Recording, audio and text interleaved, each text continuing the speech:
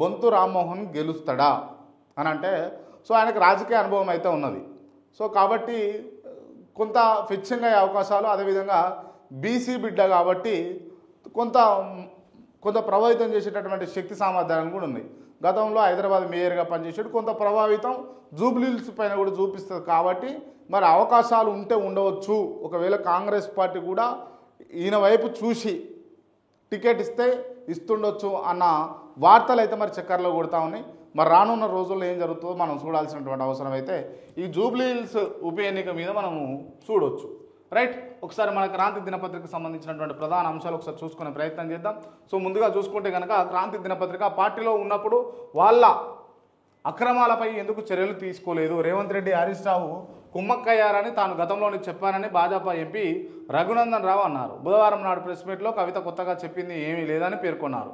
వాళ్ళ పార్టీ వ్యవహారాల గురించి మాట్లాడుకోదలుచుకోలేదని తెలిపారు. కవిత చెప్పినటువంటి మోగిలా ప్రాజెక్టు అవకతవకల గురించి వివరించాలని చెప్పారు. పోచంపల్లి శ్రీనివాసరెడ్డి, నవీన్ రావు చేసినటువంటి అక్రమాలపై విచారణ జరపాలన్నారు.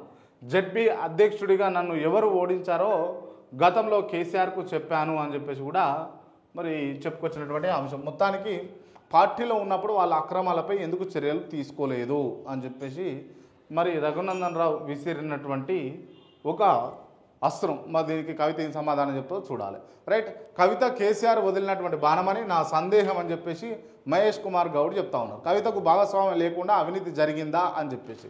సో మొత్తానికి అంటే వెనకాల ఉండి కాంగ్రెస్ పార్టీ రేవంత్ రెడ్డి నడిపిస్తుండు అని చెప్పేసి అంటా ఉన్నారు కదా. సో దానికి సంబంధించి కాంగ్రెస్ పార్టీ వ్యతిరేకత తీసుకొస్తూ ఉన్నది. అంటే కాంగ్రెస్ పార్టీ వాళ్ళు కూడా అపోజ్ చేస్తూ ఉన్నారు కవితని ఇప్పుడు. అంటే ఇదంతా కూడా క్లియర్గా వెనకల నుంచి అంటే పోపో అని చెప్పేసి ఎగేసి ముందల నుంచి ఏదో చెప్పినట్టుగా ఉన్నదన్నట్టు. ఎగేసిందంతా మీరే, మళ్ళా వ్యతిరేకంగా ప్రెస్ మీట్లు పెట్టేది మీరే. అంటే ఏ విధంగా ప్రజలు అర్థం చేసుకోవాలన్నది ఒకసారి చెప్పాల్సిందిగా మహేష్ కుమార్ గౌడ్ గారిని అడుగుతా ఉన్నాం. కవిత రాజీనామాపై తెలంగాణ పీసీసీ చీఫ్ మహేష్ కుమార్ గౌడ్ తీవ్ర వ్యాఖ్యలు చేశారు. కవిత కొన్ని కఠోర సత్యాలు, కొన్ని అబద్ధాలు మాత్రమే మాట్లాడారని ఆయన చెప్పుకొచ్చాడు. 10 ఏళ్ల పాటు బీఆర్ఎస్ పాలనలో కీలక స్థానంలో ఉన్నటువంటి కవితకు అవినీతి వ్యవహారాల్లో భాగస్వామ్యం లేకుండా అవి జరగాయని అనడం అసాధ్యమని విమర్శించారు. ప్రజల సొమ్ము దోచుకున్న తర్వాత వాటాలో తేడా రావడంతో కవిత బహిరంగంగా వేదికపై వచ్చారని చెప్పేసి మహేష్ కుమార్ గౌడ్ చెప్పుకొచ్చినటువంటి అంశం అయితే అయి ఉండొచ్చు. మరి దాంట్లో కూడా సందేహం ఏమీ లేదు. కేసీఆర్పై చర్యలు తీసుకోకుండా సిబిఐ విచారణకు ఎందుకు ఇచ్చినట్టు, కాళేశ్వరం ప్రాజెక్టు అవినీతి కేసుల్లో మాజీ సీఎం కేసీఆర్పై చర్యలు తీసుకోకుండా సిబిఐ విచారణ ఎందుకు ఇచ్చినట్టు అని ప్రభుత్వాన్ని ఎంపీ డీకేఆర్ను ప్రశ్నించారు. సిబిఐ మీద నమ్మకం లేదన్న కాంగ్రెస్ ఇప్పుడు ఎందుకు ఇచ్చినట్టు అని విమర్శించాడు. బీజేపీపై బట్ట కాల్చి మీద వేసేందుకు సిబిఐ కేసు అప్పగించారని, సిబిఐకి ప్రభుత్వం సహకరిస్తుందన్న నమ్మకం తనకు లేదన్నారు. బీజేపీ బీఆర్ఎస్ ఒకటేనని చెప్పేందుకు ఇదంతా ఒక పన్నాగం అని చెప్పేసి మండిపడ్డటువంటి డీకేఆర్.